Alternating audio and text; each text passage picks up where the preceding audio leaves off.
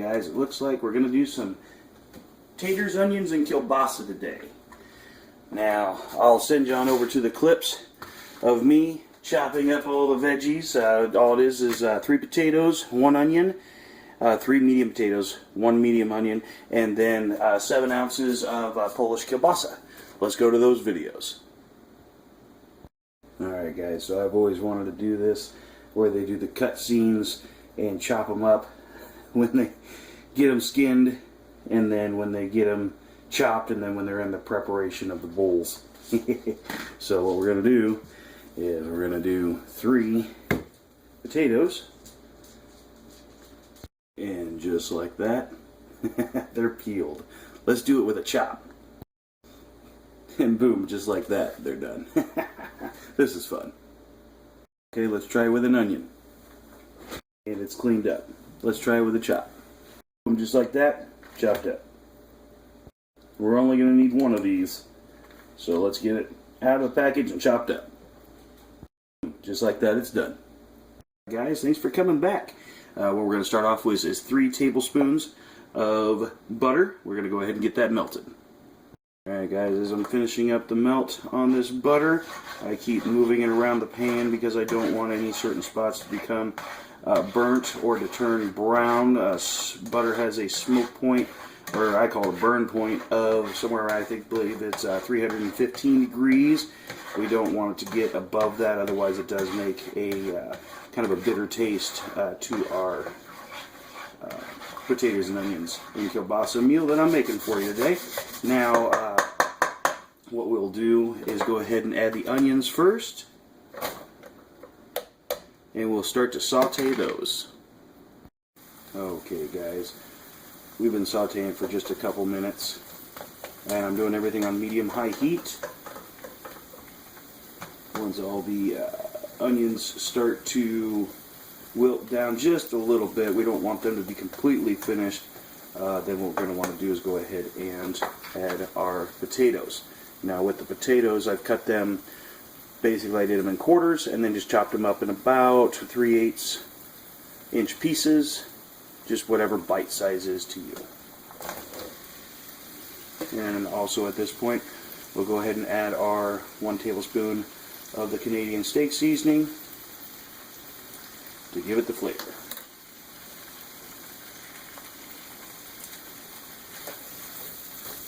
Give that a real quick mix,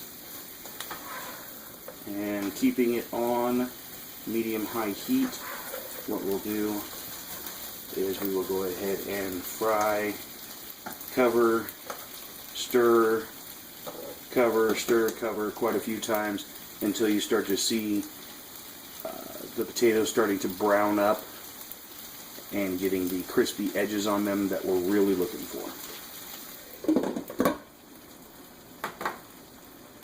Alright, let's go in for our first stir and see what we've got here. I don't know if you can tell or not, but we're getting a little light brown on the potatoes. That's what we're looking for. The reason why I'm covering it is to help almost bake the potatoes. It's keeping all of the heat within the lid and pan, and then from the bottom it's browning or frying the potatoes. So this is the reason why I call this fried potatoes and onions with kielbasa.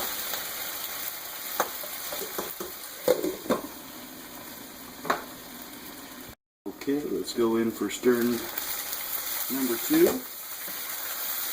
As you can see, we're getting a little bit more brown fried on there.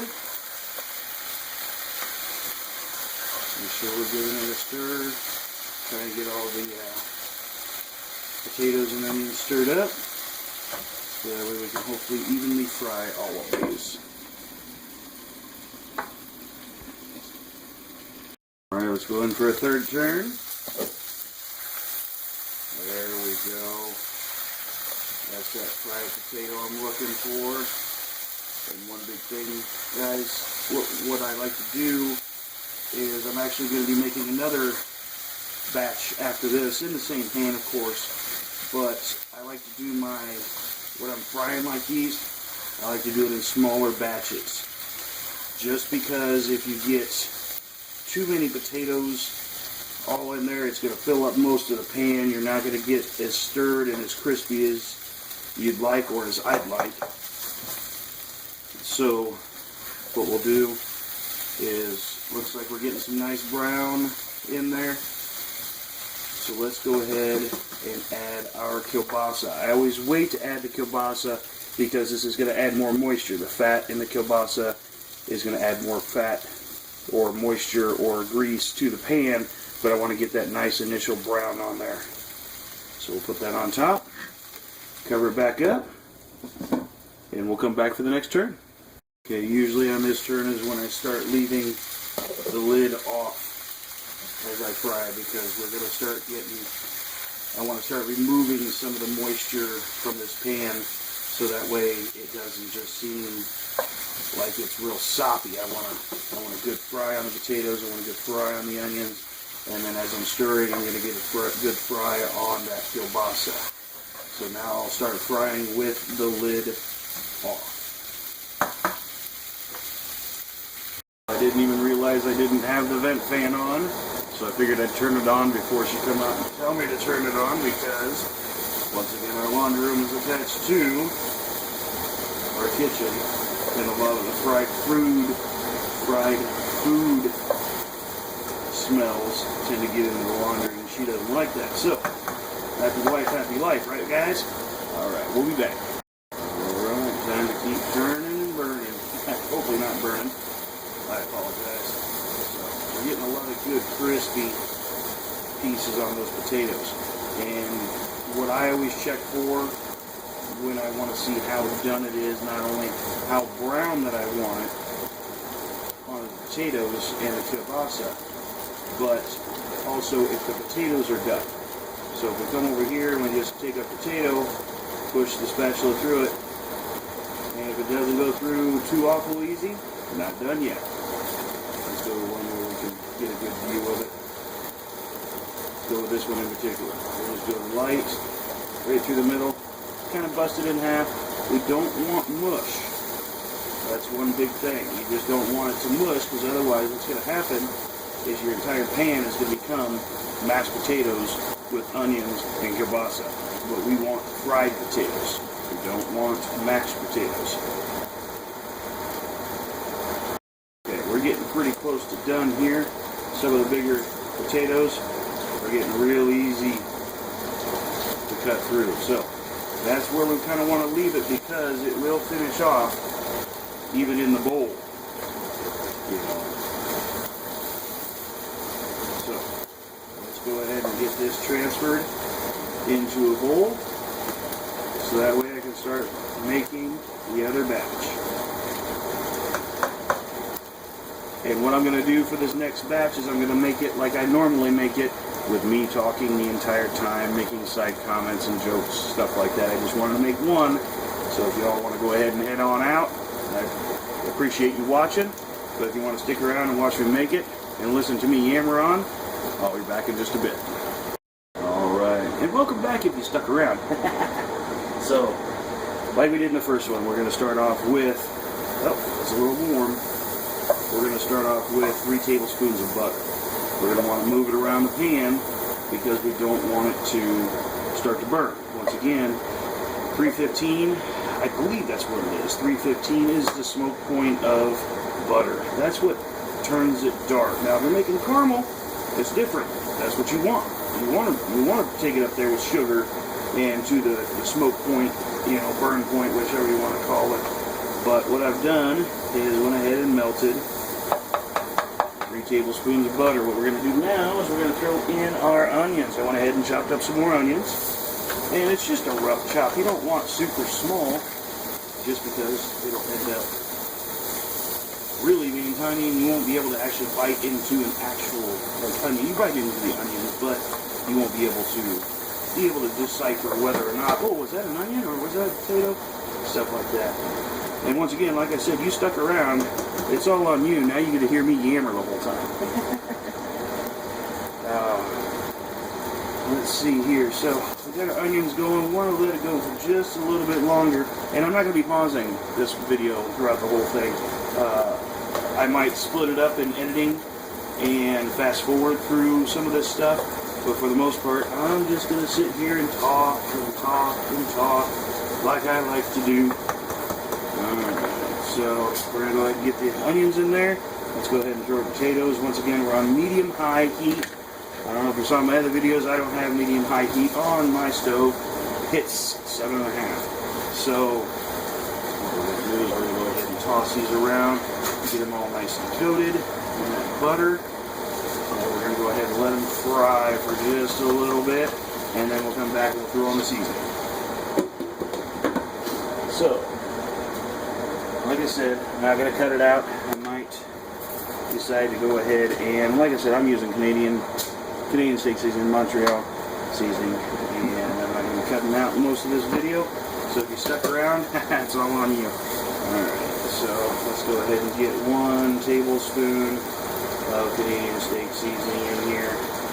I love this stuff. I put more in my batches.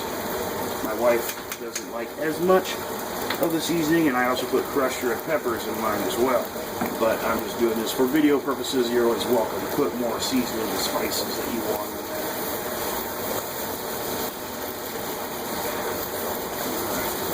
So we're going to go ahead and get that all mixed up, and then we'll get the first, what I call browning, or the first fry on the bottom, but I want to retain the heat so that way it cooks the potatoes through, so we're going to put a lid on.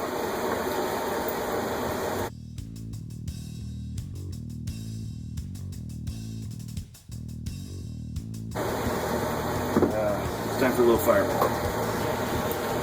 I like to drink and cook at the same time. Makes the time go just a little bit faster and more enjoyable for me. Good. Dip in the other bowl. Cheers. So, let's see how long we've been going here. Probably not long enough for the first flip, because we want the butter and the potatoes and the onions down there to get nice and crispy. This is the bowl that I put the other one in. I don't know if you can see the crispiness of the potatoes or not, but that's almost just perfect for my wife.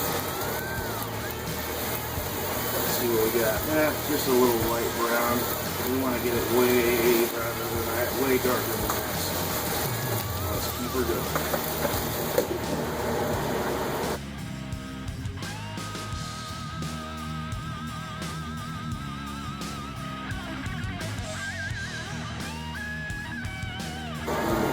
See what we got. We're getting there. Not quite there yet. We haven't really gotten browned up. Just a light tan on there. Let's do some fast forwarding here.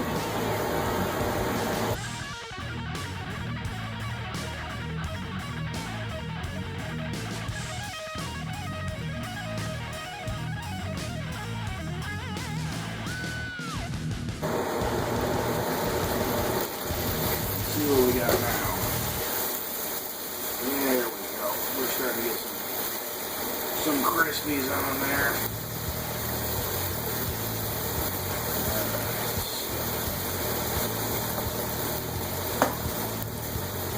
Let it go a little longer. Fast forward.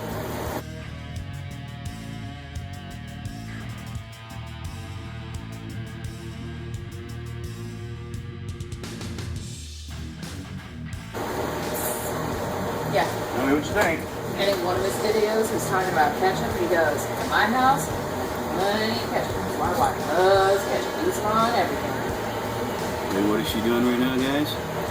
She's putting ketchup on her taters, onions, and kielbasa.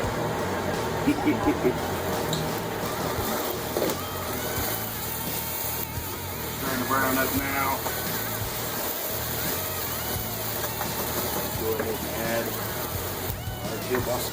And I use smoked sausage, kielbasa. It's about 7 ounces. The package that I get has 14 ounces in it. I use one.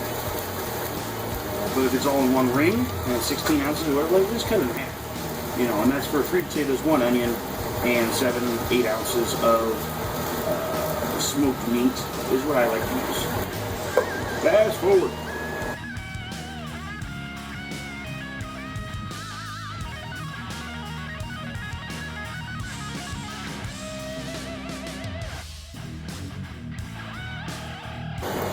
Alright, let's check it out. Yeah, see, we're getting nice brown on the bottom. And like I was saying in the previous video, if we take a potato here, over here and we do that, it doesn't go through as easy. So, I'm going to put a little bit more pressure on it. The potatoes just aren't quite done yet. Let's go back in with the lid, fast forward.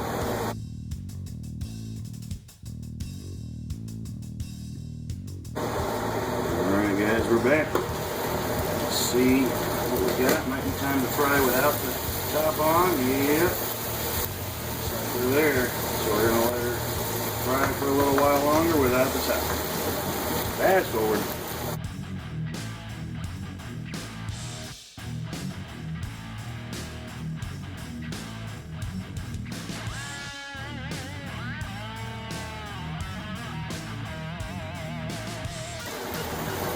Alright, let's see. We got, oh yeah, we're getting a lot of good browning on the bottom of the potatoes.